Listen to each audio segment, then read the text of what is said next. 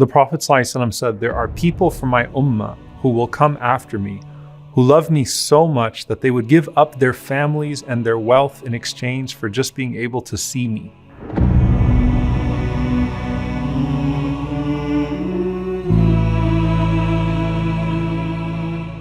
And that pain and emptiness that you might feel that you haven't gotten the opportunity to see the Prophet ﷺ, it's really amazing to see that the Prophet ﷺ had a sentiment towards us when he was, out of all places, in the graveyard. He's in the Baqi' ﷺ, and as he's looking to the graves of those who have passed before him, the Prophet ﷺ in that moment says, وَدِدْتُ أَنِّي قَدْ رَأَيْتُ إِخْوَانِي. I wish I could meet my brothers. And the Sahaba are shocked because he's saying that in the graveyard. So is he talking about those that have passed away? Is he talking about us? So they're saying, Ya Rasulullah, who are you talking about? And he says, no, you're my ashab, you're my companions. I'm talking about those people who believed in me and they've never even seen me. Because subhanAllah, had you seen the Prophet ﷺ, this entire conversation would be so different. And that's why there's such a blessing to seeing him in a dream, ﷺ. Because if you saw him in a dream and you saw his face, then you're longing for him. But you constantly have to push yourself to connect to him, ﷺ. And the Prophet ﷺ knew how much you wanted to see him, and he wanted to see you as well. And those that lived with the Prophet ﷺ, their greatest fear was that even if they made it to Jannah, they wouldn't be able to see him anymore, sallallahu alaihi wasallam. Aisha radiallahu anha says there was this young man that came to the Prophet sallallahu alaihi wasallam and he was crying. And the Prophet sallallahu alaihi wasallam said, what is it that's causing you to cry? And he said, Ya Rasulullah, every day when I wake up, I look forward to seeing you. And if I want to see you, I just come to the masjid to see you. But I remember that there would come a day that I would die. He had such adab with the Prophet ﷺ, such manners with the Prophet ﷺ, that he didn't say that you would die, even though the Prophet ﷺ was older than him. He said that I would die. And even if I got to Jannah, Ya Rasulullah, where are you going to be? And where am I going to be? And the Prophet ﷺ tells him, Anta ma'man ahbabt. You are with the one that you love. And the Prophet ﷺ, knowing that his narrations would be recorded, alayhi salatu wassalam, the Prophet ﷺ told the ummah, you're going to face things after me that are going to be difficult, but I will be waiting for you at the hawd.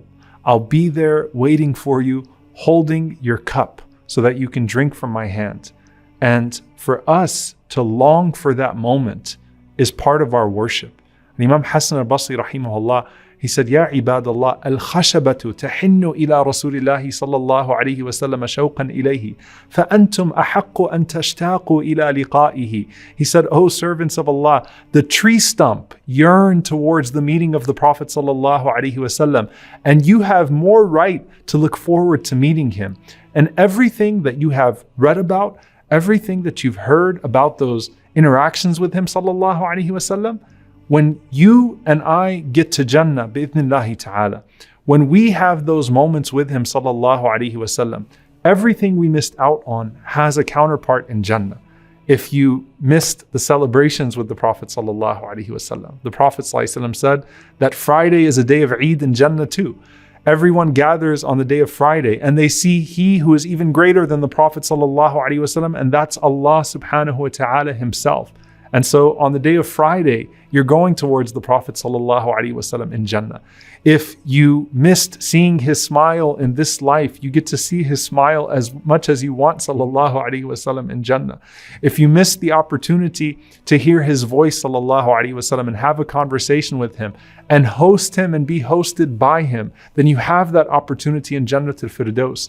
If you want to introduce your kids to him, or have him tell you stories about himself sallallahu alaihi wasallam and his family that never even made it to the books, you have those moments to sit with him sallallahu alaihi wasallam in Jannat al-Firdaus. But you have to long for that, and you have to work for that. And you see from the Prophet sallallahu alaihi wasallam that what gets us to him is our purity of creed, and then what gets us closest to him in Jannah is the person who has the best character. And all of those characteristics and traits that you read about him sallallahu alaihi wasallam, you have to bring that into your life.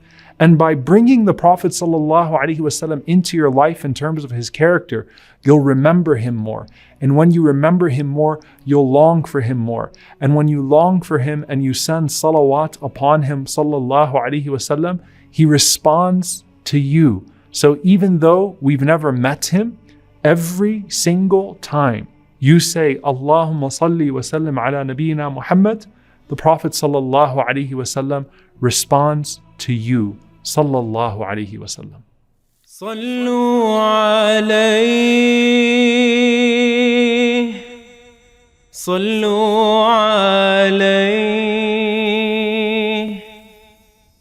sallallahu alayhi wa sallam.